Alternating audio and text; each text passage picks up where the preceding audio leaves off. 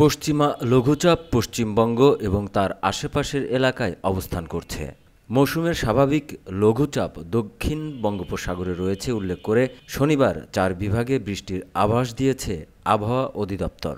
আগামীকাল এর আওতা আরও বাড়তে পারে। শনিবার সকাল ৯টা থেকে পরবর্তী ২৪ ঘন্টার পূর্বাভাসে বলা হয়েছে, রাজশাহী, ঢাকা, ময়মনসিংহ ও খুলনা বিভাগের দু-এক জায়গায় বৃষ্টি বা বজ্রসহ বৃষ্টি হতে পারে।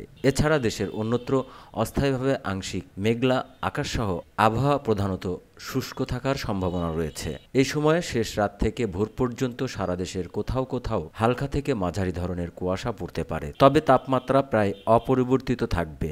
রবিবার বৃষ্টিপাতের আওতাভুক্ত অঞ্চল বাড়তে পারে। এদিন রংপুর, রাজশাহী, ময়মনসিংহ, ঢাকা, খুলনা, বরিশাল, চট্টগ্রাম ও সিলেট বিভাগের দু-এক জায়গায় বৃষ্টি বা বজ্রসহ বৃষ্টির সম্ভাবনা রয়েছে।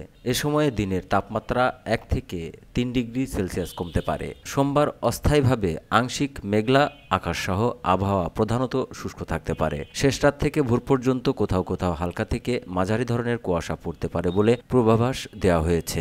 আজ সারা দেশের সর্বনিম্ন তাপমাত্রা রেকর্ড করা হয়েছে তেঁতুলিয়ায় 13.4 ডিগ্রি সেলসিয়াস এবং গতকালের সর্বোচ্চ তাপমাত্রা রেকর্ড করা হয়েছে সীতাকুণ্ডে 33.0 ডিগ্রি সেলসিয়াস।